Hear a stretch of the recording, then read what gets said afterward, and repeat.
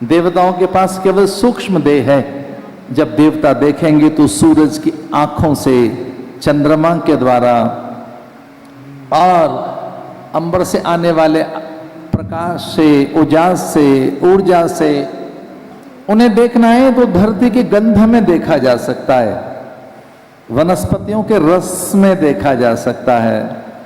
उन्हें समझना है तो अन्न की जो पौष्टिकता है, पवन में जो चैतन्यता है, उन्हें अनुभव करना है तो जो अग्नि की दाहकता है, जो जल में आर्द्रता है, जो दिशाओं में व्यापकता है, जो आकाश में अनंतता है, जो धरा में उर्वरा है, वो एक प्रकार से देवताओं का स्वरूप है। तो कोई जानना चाहे देवता कहाँ रहते हैं, तो देवता धरती की उर्वरा में रहते हैं, अन्न की पाचकता पौष्टिकता में रहते हैं, जल की तरलता में रहते हैं, अग्नि की दाहकता में रहते हैं, और अंबर में जितनी निहारिकाएं, नक्षत्र और आकाश गंगा में असंख्य टिमटिमाते तारे हैं, वे सब एक प्रकार से उनकी उपस्थिति है। कोई पूछे देवता कहाँ रहते हैं, तो सच मानी आपकी सांसों का जो सिलसिला है, ये देवताओं का आना और जाना ही तो है हमारे शरीर में। क्योंकि बिना प्राणों के कोई जीवन तो नहीं हो सकता, बिना प्राण के हमारे जीवन का कोई अस्तित्व नहीं है। तो अगर कोई यूं देखे कि देवता कहाँ बसते हैं, तो हमारे श्वसन तंत्र में, हमारे नासापुटों में वो प्राणवायु के रूप में आ रहे हैं और जा रहे हैं, वो हमारे अन्न को पचा रहे हैं। उत्क्रामंतम स्तवापि भुंजानम वा गुणान्वितम, इसलिए कहा गया विमूढ़ा नान पश्यन्ति पश्यन्ति ज्ञान चक्षुषः। तो उसे ज्ञान चक्षुओं से समझा जा सकता है, देखा जा सकता है। तो जिसे ज्ञान चक्षु प्राप्त हैं, ऐसा साधक जानता है कि उसकी कृतज्ञता के स्वर पहले गुरु के लिए होते हैं। और यह ध्यान रहे, कोई भी कार्य बिना गुरु की कृपा के, बिना उनके अनुग्रह अनुकंपा के सिद्ध नहीं होता, कभी नहीं होता। इसलिए हमारी संस्कृति ने कहा कि माता पहली गुरु है, पिता दूसरे गुरु हैं, आचार्य तीसरा गुरु है, और जो हमें सत्य का बोध कराए, जो हमारे भीतर आध्यात्मिक अभिप्सा को उन्नत कर दे, हमारे सत्य की प्यास को बुझा दे, वो सदगुरु। जेड़ा मन दिया वागा मोड़े, ऐसा कोई संत मिले, मन की बलाओं को थाम ले, हमारे चांचल्य को, मूढ़ता को, जो मन की मूढ़ता है, चित्त का चांचल्य है, देह की जड़ता है, बुद्धि का जो भ्रम है, हमारे भीतर का जो अहम और हमारे भीतर की जो अभिमान राशि है, उससे जो हमें मुक्त कर दे। इसे परंपरा से गुरु का ध्यान किया जाता है, और आदि गुरु कोई है तो वो भगवान शिव है। शिव को आदि गुरु कहा गया, उन्हें महादेव कहा गया। देवता क्या करते हैं? देवता या गुरु हमारे प्रपंच का शमन करता। गुरु का काम क्या है? गुरु एक ऐसा तत्व है जो हमारे आसपास की विकलता, व्याकुलता, मूढ़ता, जड़ता, शठता, हमारा दौर्बल्य, दुर्गुण, अशक्यता, निरीहता को झेल ले, उस तत्व का नाम गुरु है। इसे शास्त्र कहते हैं निष्प्रपंचाय शांताय निरालंबाय तेजसे नमस्ते भगदेवाय नमस्ते जलशायिनी नमस्ते। भगवान शिव की आराधना करते हुए शास्त्र कहते हैं नमः शिवाय गुरवे सच्चिदानंद मूर्तये। आदि गुरु भगवान शिव को माना गया है, ये मूल गुरु हैं। यद्यपि कृष्ण जगद गुरु हैं, कृष्णम वंदे जगद गुरु। नारायण आदि गुरु हैं, पर नारायण और की परंपरा में भी कोई मूल तत्व है तो वे आदि गुरु शिव माने गए हैं, जो उनके साक्षी हैं, जो कर्म साक्षी है, देव साक्षी है, युग साक्षी है, स्वयं साक्षी है। ऐसे भगवान शिव का ध्यान करते हुए मैं महात्मा की कथा आरंभ करूं, उससे पूर्व मैं एक बड़ी अद्भुत कथा की भूमिका बांधते हुए मैं प्रवेश करना चाहूंगा देवी भागवत में। देवी भागवत में सभी अवतारों की कथा आती है। मूल जो 24 अवतार हैं उनमें भी जो दशावतार हैं उनकी कथा आती है। पराम्बा का चरित्र आता है, महापुरुषों का, प्रकृति का, जैव जगत जगन्नाथ का, मृत्यु क्या है। एक सबसे बड़ी बात यह है कि काल और काल का चक्र क्या है, ऋतुओं का वर्णन है। अगर कोई ढंग से इस कथा को श्रवण कर ले तो अपने पूर्व का स्पर्श कर सकता है, उसे अपने आद्य का, अपने आरंभ का भी ज्ञान हो सकता है। एक बड़े आनंद की बात है, ये कथा भुक्ति मुक्ति देने वाली है। ये कथा भोग और मोक्ष दोनों देने वाली है। मोक्ष तो प्रदान करती है पर ये भोग भी देती है। भोग का अर्थ क्या है? जितने पदार्थ हैं उनको भोगने की कला। भोगने की कला का अर्थ है कि जल का कैसे भोग उपयोग करें, अन्न का, वायु का, औषधियों का, रत्नों का, विभूति का।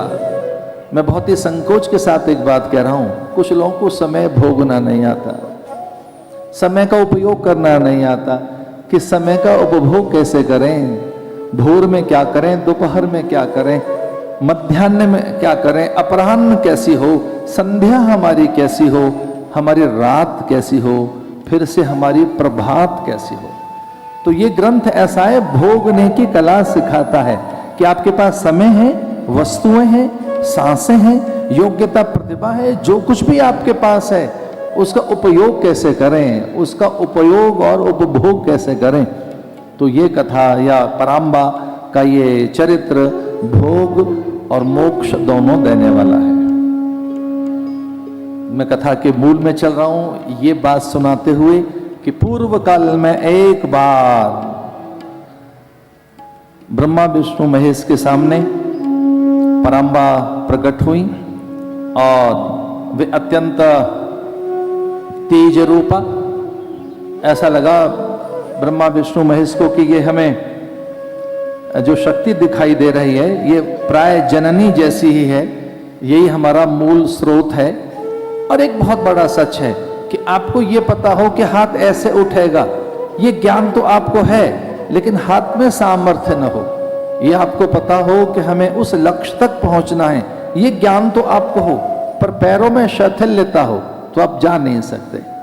हमारे यहाँ 3 शक्तियां बताई गई, ज्ञान शक्ति, क्रिया शक्ति, इच्छा शक्ति। एक ज्ञान शक्ति है, एक इच्छा शक्ति है, एक क्रिया शक्ति है कि किस प्रकार से आप क्रिया करें।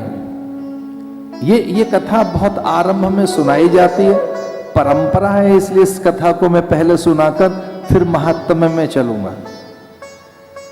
तो भी बहुत तेज प्रकाश, एक अद्भुत विभूति, ऐसा लगा कि ऐसी सामर्थ्य कहीं नहीं है। तब उन्होंने कहा कि कोई मुझे वर्णन कर ले। विष्णु बड़े सकुचाए, ब्रह्मा ने शीश झुका दिया, पर शिव ने साहस जुटाकर कहा कि हाँ, मैं वर्णन करने को तैयार हूं, मैं आपका वर्णन करूंगा, लेकिन मुझे वर्णन में क्या प्राप्त होगा। और तब पराम्बा ने कहा, जो सुंदर है, सुखकर है, प्रियकर है, रुचिकर है, जो कुछ आपको श्रेष्ठ दिखता है, मुझ में जो अद्भुत और अलौकिक दिखता है, कुछ ऐसा आपको लगता हो जो मुझ में अद्भुत है, अलौकिक है, कुछ अधिक उन्नत और प्रखर है, कुछ श्रेष्ठ और वैसा है जो अद्वितीय है, वो आप मुझसे मांग सकते हैं। तो भगवान शिव ने कहा कि ये पहली बार मैं कोई तीसरा नेत्र देख रहा हूं जो आपके मस्तक पर है, तो बस ये मुझे प्राप्त हो जाए। अगर ये तीसरा नेत्र मुझे प्राप्त हो जाए तो मैं वर्णन कर लूंगा। मैं तीसरे नेत्र की कथा सुना रहा हूं कि शिव का तीसरा नेत्र कहां से आया। भगवान का तीसरा नेत्र, उन्हें त्रिनेत्रधारी कहते हैं। ओम त्र्यंबकम यजामहे सुगंधिम पुष्टि वर्धनम उर्वारुकमिव बंधना मृत्युर्मुक्षीय मामृतात्। पराम्बा का जो तीसरा नेत्र था बड़ा सुंदर सा दिख रहा था और भगवान ने कहा कि ये तीसरा नेत्र मुझे मिले तो मैं आपको वर्णन कर लूंगा। पराम्बा सकुचाई, क्योंकि उसमें प्रलयंकारी शक्तियां हैं, वो विध्वंसकारी नेत्र था। उसे विध्वंस होता है, उसे जो है मिट जाता है। वो सृजन के लिए नहीं है, वो तो विध्वंस के लिए है, वो तो संहार का नेत्र है। और हाँ, एक बात है, विष्णु वध करता है, संहार करता नहीं है। विष्णु समय देते हैं, संहार करता पराम्बा है, दुर्गा संहार करता है, या कि शिव संहार करता है, विष्णु वध करता है। विष्णु पापी को समय देते हैं, उसे समय दिया जाता है। इसे जितनी भी भगवान नारायण की लीलाएं हैं वे वध की लीलाएं हैं। कंस वध अथवा रावण का भी वध। रावण का राम ने संहार नहीं किया है, कृष्ण का कंस ने संहार नहीं किया है, लेकिन शिव संहार करता है। वे प्रलयंकर हैं, वे शुभंकर भी हैं पर प्रलयंकर। तीसरा नेत्र देखकर भगवान शिव ने कहा कि ये मुझे नेत्र मिले तो मैं आपको वर्णन कर लूंगा। और पराम्बा ने कहा ये तीसरा नेत्र आपका हुआ, ये तीसरा नेत्र मैं आपको प्रदान करती हूँ। और उसी पल वह तीसरा नेत्र शिव को उपलब्ध हो गया। और भगवान को ये लग रहा था कि इनका तेज रूप, अद्भुत इनमें लावण्य, इनके भीतर ये जो कुछ भी एक रोमांचकारी इनके पास शक्तियां हैं, सचमुच वो कल्याणकारी भी है। आपके पास विभूति हो, विद्या हो, वैदोष हो, धन संपदा हो, ऐश्वर्य हो, आपके पास में नाना प्रकार की रत्न राशि हो, उससे किसी को दरिद्रता अनुभूत न हो, उससे किसी को छोटापन अनुभव न लगे, किसी में दैन्यता न आ जाए। और हाँ, आपकी संपदा से वो भी एक प्रकार से संपन्न अनुभव करे, ऐसी शक्तियां वो पराम्बा के तीसरे नेत्र में। भगवान शिव को जैसे वो तीसरा नेत्र मिला तो भगवान को लगा कि बड़ी सुंदर हैं, दोनों आंखों से इन्हें मैं देख रहा था, क्यों ना तीसरे नेत्र से भी इन्हें देखा जाए, इन्हें समझा जाए ये क्या है। तो जैसे भगवान ने तीसरा नेत्र खोला वे भस्म हो गए, क्योंकि तीसरा नेत्र सामने वाली वस्तु को भस्म कर देता है। एक और भी बात है, ज्ञान में कोई चीज रह नहीं जाती। इसका वेदांत में अर्थ लगाया जाए तो ज्ञान में सच में कोई चीज है नहीं।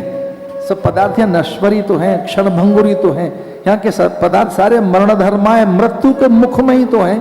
काल व्याल मुख ग्रास, संसार निर्णास हेतवे।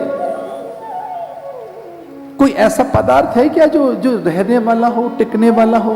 कोई एक भी पदार्थ तो बताइए जो सदा रहने वाला हो।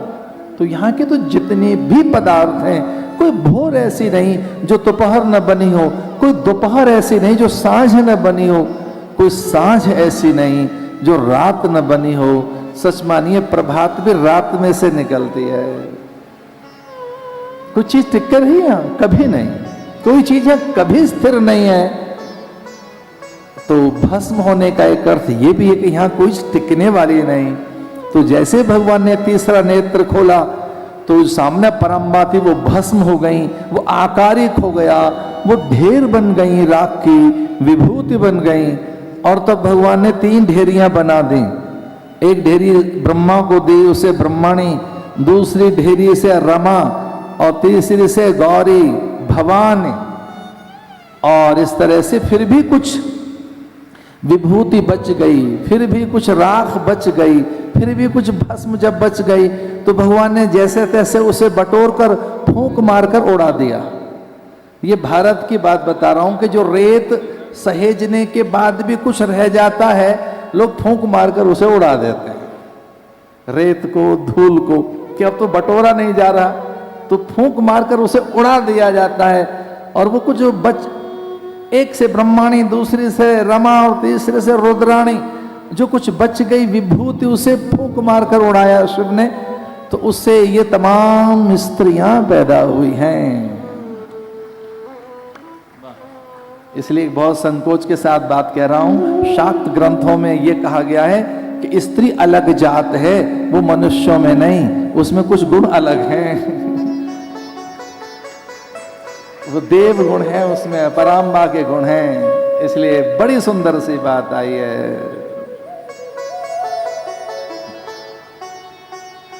विद्या समस्ता तव देवी भेदा, स्त्रिया समस्ता सकला जगत्सु।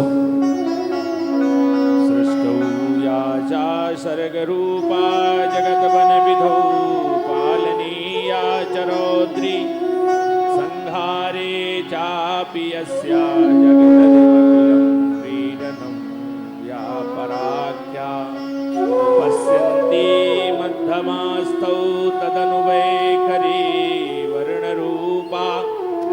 समदवाचां प्रसन्ना विधि हरिगिरिशाराधितालंकरो।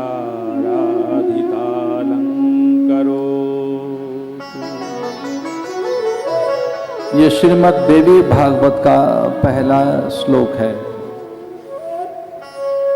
सृष्टि के आरंभ में, मध्य में, उसके सर्ग विसर्ग में, कला में, उसके जितने गुण रूप हैं, स्वभाव विचार है, गति मति प्रकृति है, जो यहाँ दृश्यमान है, भासित है, कल्पित है, वह सब उसके मूल में कोई परासत्ता है, उसके मूल में। इसलिए कहा जय त्वम देवी चामुंडे, जय भूतारित हारिणी, जय सर्वगते देवी कालरात्रि नमोस्तुते। देवी भागवत के आरंभ में पराम्बा का वर्णन है कि जो कुछ यहाँ दृश्यमान है, जो कुछ यहाँ भासित है, उनके नख से उत्पन्न है। ललिता सहस्त्र नाम में यहां तक लिखा है, करागुल ने नखोत्पन्ना नारायण दशाकृति ही। आप चौंक न जाएं तो जितना जीव समूह है, जितनी भी ये जो कुछ जैव राशि है, नारायण नखोत्पन्ना आदि उनके नखूनों से उत्पन्न होते हैं। ये जो 4 उंगलियां हैं, इन पर जब उनका अंगूठा एक बार ऐसा वो फिरा देती हैं, नारायण नखोत्पन्ना, नखोत्पन्ना नारायण दशाकृति ही, जो यहां दिखाई दे रहा है। एक बात ध्यान से सुनना, जो कुछ भी यहां दिखाई दे रहा है सब मरण धर्मा है, नश्वर है, क्षण भंगुर है। उसके मूल में सत्य चेतना है, उसके मूल में कोई सत्य है तो वो एक अविनाशी तत्व है, जिसके लिए हमारे शास्त्र कहते हैं अविनाशी तो तत्व विद्धि। अगर आप ध्यान से कथा सुन रहे हो तो शास्त्र एक ही बात कहता है कि जो नहीं मिटता है उसे पहले जान लो, जो मिटने वाला है उसे नहीं, जो कभी नहीं मिटेगा उसे जान लो। मनुष्य होने के बाद पहला प्रश्न है मनुष्य का, और वह है को हम, मैं कौन हूं। हम अगर मनुष्य हैं तो हमारा पहला प्रश्न यह होना चाहिए कि मैं कौन हूं। मैं देह हूं, मति गति गुण धर्म प्रकृति सांस सिलसिला और विचार या चिंतन, या मैं पाचक रस हूं, या मज्जा मैद रुधिर वीर्य धातु, मैं कौन हूं। एक बात तय है, मैं विचार नहीं हूं।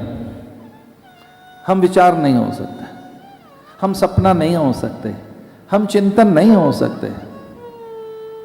एक और बात है, हम प्राण कैसे हो सकते हैं, प्राण हम में आ रहे हैं जा रहे हैं।